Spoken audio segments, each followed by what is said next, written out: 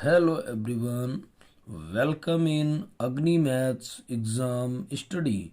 This is Varun sir. आइए आज हम पढ़ते हैं क्लास 10th में मैथ्स में अध्याय 12 में कुछ अच्छे महत्वपूर्ण बहुविकल्पी प्रश्न जो आपको यहाँ पर मैं अच्छे से समझाऊंगा, और इन्हीं बहुविकल्पी प्रश्नों में से आप परीक्षा में देखेंगे कि प्रश्न आपको मिलेंगे और इनसे आपको काफ़ी कुछ बोर्ड परीक्षा में सीखने को मिलने वाला है। तो इनको समझने के लिए आइए आज हम पहले क्वेश्चन को देखते हैं।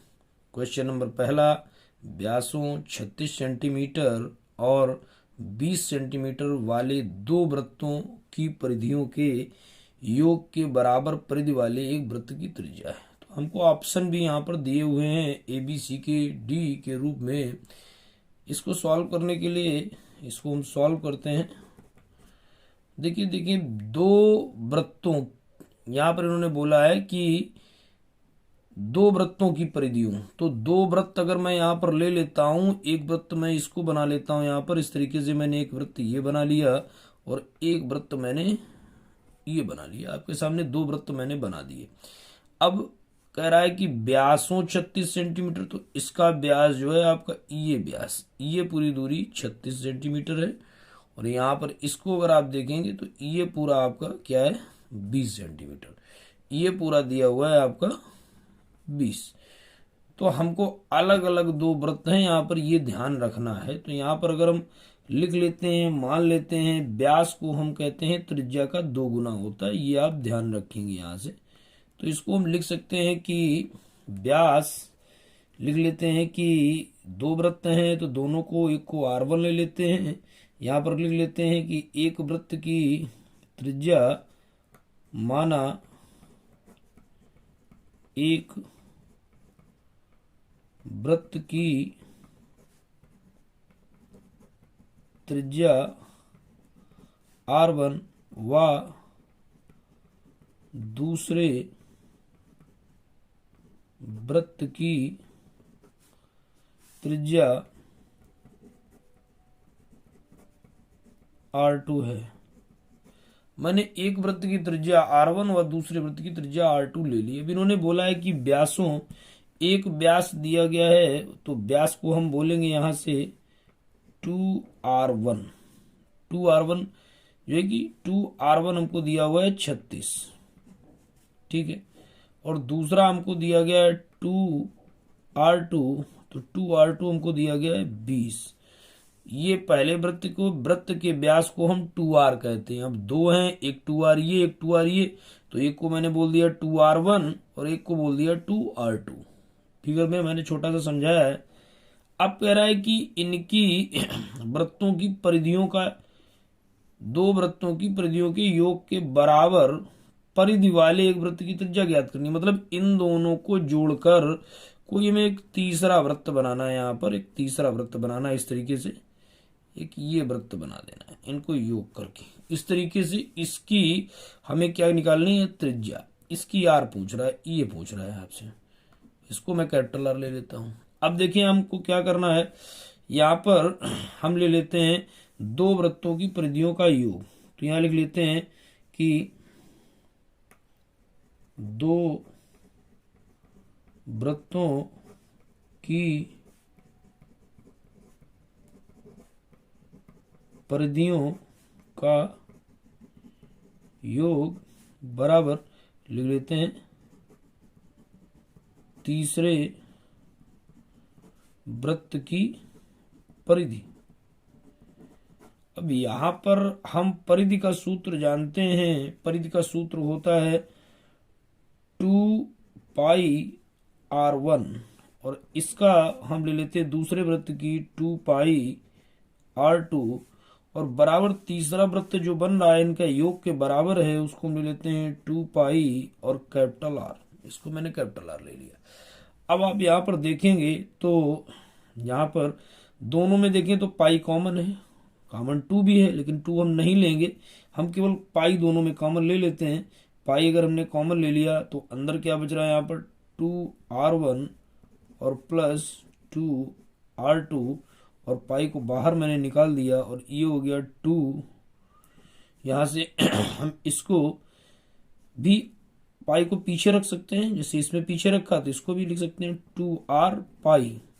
अब आप 2r1 का मान हमने ऊपर निकाल रखा है, दिया हुआ है मुझे कितना 36, और इसका मान कितना दिया हुआ है 20।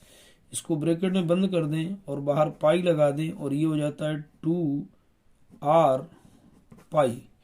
अब यहां से अगर आप देखें जोड़ दें, 6 में 0 जोड़ा 6 और 3 में 2 जोड़ा तो 5, 56 पाई बराबर हो गया ये आपका 2r पाई। तो पाई दोनों तरफ है, पाई से पाई हम क्रॉस कर देते हैं तो हमारे पास क्या बच रहा है 2r बराबर 56। अब इसको अगर उठाकर यहां पर आप देख लें तो 2r बराबर 56 है, तो r बराबर क्या हो जाएगा 56/2। 2 से काट दीजिए आप, 2 दूना 4 और 1 बच रहा है तो 2 8 16, तो r का मान आ जाता है आपका 28 सेंटीमीटर। तो ये यहाँ पर ऑप्शन अगर देखेंगे तो आपको कहाँ पे मिल जाता है, ऑप्शन 28 सी नंबर पे। तो ऑप्शन सी आपका बिल्कुल करेक्ट आंसर हो जाता है। आगे बढ़ते हैं, इसी क्रम में क्वेश्चन नंबर 2 को देखते हैं। और जो भी लोग हमारे चैनल पर नए हैं वो इसको सब्सक्राइब अवश्य कर लें, जिससे उनको ये नोटिफिकेशन मिलते रहे। और जो लोग पुराने हैं वो इसको लाइक व शेयर अवश्य करें। देखते हैं अगला अच्छा सवाल देखते हैं। यदि एक वृत्त का परिमाप वर्ग के परिमाप के बराबर है, तो हमें जो दिया है सबसे पहले, अब एक वृत्त और एक वर्ग, तो उसमें क्या होता है मान लेते हैं। माना वृत्त की त्रिज्या r, माना वृत्त की त्रिज्या r तथा वर्ग की भुजा a है। हमको मान लेना चाहिए, ये मालूम होना चाहिए कि वृत्त में सब कुछ त्रिज्या पर डिपेंड करता है और वर्ग में सब कुछ उसकी भुजा पर डिपेंड करता है। तो यहाँ पर हमें निकालना क्या है, एक वृत्त का परिमाप वर्ग के परिमाप के बराबर है। तो हम लिख लेते हैं यहाँ पर वृत्त का परिमाप बराबर वर्ग का परिमाप। अब हमें वृत्त के परिमाप का सूत्र मालूम होना चाहिए। वृत्त का परिमाप और वृत्त का परिधि एक ही चीज होता है। इसको हम लिख सकते हैं 2 पाई r, और वर्ग का परिमाप होता है 4 इंटू भुजा। तो भुजा हमारी दी गई है a। अब यहां से हम क्या a का मान निकाल सकते हैं, तो लिख सकते हैं a बराबर, ये हो गया हमारा 2 पाई r, और 4 जो है बट्टे में चला जाएगा, काट देंगे, 2 दूना 4, तो a का मान यहाँ से हमको क्या मिल जाता है, a का मान हमको मिल जाता है a बराबर पाई r/2। तो a का मान मैंने निकाल लिया। अब यहाँ पे करना क्या है, मुझे सॉल्व क्या करना है कि उनके क्षेत्रफलों का अनुपात। तो हम लिख देते हैं यहाँ से वृत्त का क्षेत्रफल, वृत्त का क्षेत्रफल बटे वर्ग का क्षेत्रफल बटे वर्ग का क्षेत्रफल। और वृत्त के क्षेत्रफल का सूत्र हमको मालूम होना चाहिए, क्या होता है पाई r स्क्वायर, और वर्ग का क्षेत्रफल होता है भुजा स्क्वायर। भुजा को हमने a मान रखा है तो a स्क्वायर।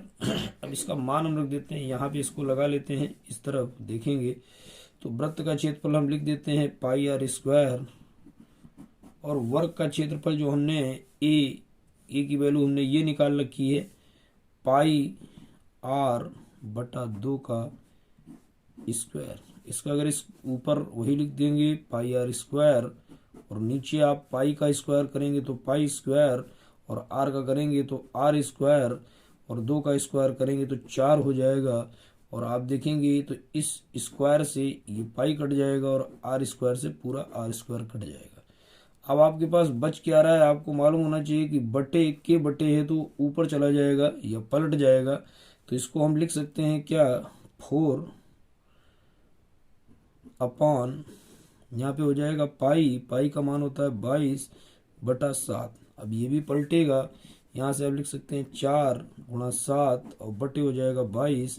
इसको 2 से काट दीजिए, 2 दूना 4 और 2 एकम 2, 2 एकम 2, ये हो गया 7 दूनी 14/22, या इसको आप लिख सकते हैं 14/22। हम ऑप्शन पे चेक करेंगे, ऑप्शन पे 14,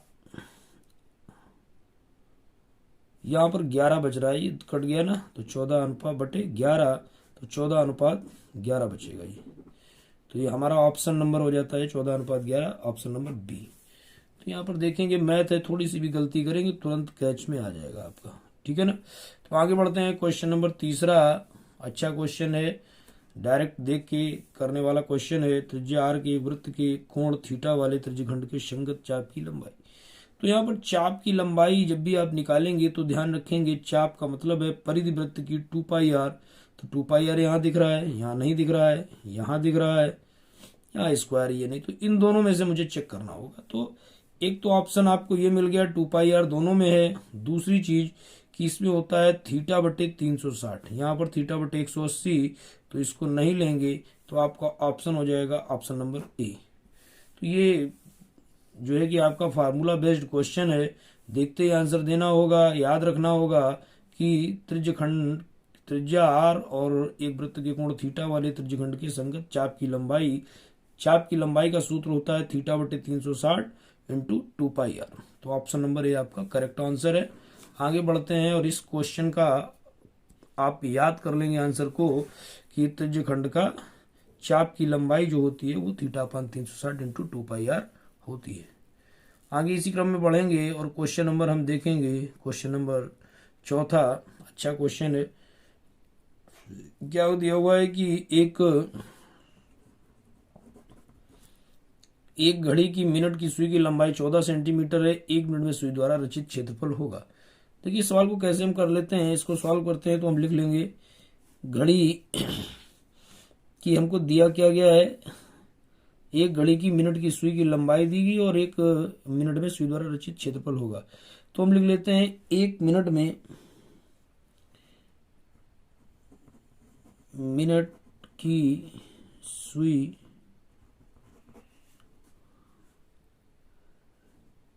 एक चक्कर लगाती है, मिनट की सुई एक चक्कर लगाती है बराबर कितनी देर में, 1 घंटा कहें, 1 घंटा, या इसको कह सकते हैं 1 घंटे में मिनट कितने होते हैं, 60 मिनट। तो एक चक्कर आपका 60 मिनट में लगा रही है यहाँ पर। तो हम निकालेंगे 1 मिनट में लगाएगी बराबर, 1 मिनट में लगाएगी कितना, 1/60 चक्कर। तो 1 मिनट में चक्कर मैंने निकाल लिए। अब मिनट की सुई की लंबाई दी हुई है हमको, मिनट की सुई की लंबाई कहें या इसकी त्रिज्या भी है ये। तो त्रिज्या का क्या होता है यहाँ पर, त्रिज्या को हम कहते हैं यहाँ पर, ये त्रिज्या दी हुई है ना 14 सेंटीमीटर, है ना। तो ये आपका में त्रिज्या हो गई और ये दिया गया है। अब मुझे निकालना क्या, 1 मिनट में सुई द्वारा रचित क्षेत्रफल। तो लिखेंगे 1 मिनट में सुई द्वारा रचित क्षेत्रफल बराबर हो जाएगा 1/60 इंटू पाई का मान हो जाएगा हमारा, पाई दिया गया है और आर का मान कितना दिया हुआ है 14। तो 14 का स्क्वायर कर लेंगे। तो इसको इस तरीके से लिख लेते हैं 1/60 इंटू पाई का मान होता है 22/7 और 14 का स्क्वायर है तो इसको हम 2 बार लिख सकते हैं, 14 गुणे 14, 7 से कट रहा है, 7 दूना 14, 2 से इसको काटे तो हो रहा है हमारा कितना 30 और फिर 2 से काटे तो 15 हो रहा है और यहाँ पर हो जाता है 7। इसका गुणा अगर आप कर लें तो 2 सत्ते 14 का 4 बचा 1, 2 सत्ते 14 1 15, 154/15। इसको अगर काटेंगे आप तो 15 एकम 15 और उसके बाद भाग न जाए खाई बिंदी, पॉइंट लगा देंगे और आपका शेष कितना बचता है 4, पॉइंट लगा तो 0 बढ़ गया, हो गया 40। तो हो गया आपका 15 दूना 30 और हमारे पास बच रहा है कितना 10, तो पॉइंट लगाया 0, हो गया 100 और 15 छक्का 90। तो ये बार बार रिपीट होगा, तो 10.26 सेंटीमीटर और स्क्वायर। अगर 2.26 देखें तो ऑप्शन नंबर पहला ही हमको मिल जाता है, तो option number A is the correct answer. आगे बढ़ जाते हैं, क्वेश्चन नंबर 5वें को देखते हैं। ये भी एक अच्छा सवाल है हमारे सामने। क्या दिया हुआ है देखेंगे। यहाँ पर इन्होंने दिया है कि त्रिज्या आर के एक अर्धवृत्त के अंतर्गत खींचे जा सकने वाले सबसे बड़े त्रिभुज का क्षेत्रफल है। तो एक अर्धवृत्त अगर हम बना लें, यहाँ पर एक अर्धवृत्त का फिगर मैंने अगर यहाँ पे बना लिया, ये मैंने इस तरीके से एक लाइन खींची और एक अर्धवृत्त यहाँ पर आपके सामने, ये मैंने एक अर्धवृत्त बना दिया। अब इनकी जो भाषा है उसको कंप्लीट करते हैं। इनकी भाषा है कि त्रिज्या आर के एक अर्धवृत्त के अंतर्गत खींचे जा सकने वाले सबसे बड़े त्रिभुज का क्षेत्रफल। तो अगर इसका नाम हम डाल देते हैं यहाँ पर, सबसे बड़ा त्रिभुज अगर हमें लेना है, तो अगर हम इसको इस तरीके से कर दें, इसका नाम हम डाल देते हैं ए बी, और ऊपर के अधिकतम सामने का जो पॉइंट है, हमने यहाँ पर ये सेंटर अगर ये मान लिया अर्धवृत्त का, और इसको यहाँ से अगर मिला दें तो शायद यही सबसे ऊंची लाइन होगी। और इस पॉइंट का नाम अगर हमने सी दे दिया और नीचे हमने दे दिया डी, और इसको अगर यहाँ से मिला दिया जाए आपका ए से सी को और सी को बी से, तो अब आप शायद इसका क्षेत्रफल आराम से निकाल पाएंगे। त्रिभुज आपके सामने कंप्लीट हो गया। और आपको मालूम होना चाहिए, ये अगर सेंटर है तो ये आपकी हो जाएगी क्या, त्रिज्या आर, और इधर ये क्या हो जाएगी, त्रिज्या आर, और सेंटर से ऊपर कोई लाइन जाएगी तो ये भी हो जाएगी त्रिज्या आर। अब आप देखेंगे ये त्रिभुज कैसा है, तो आप इसको अगर हम सॉल्व करते हैं, समझते हैं, तो इसको लिख सकते हैं कि हमने पढ़ रखा है कि अर्धवृत्त में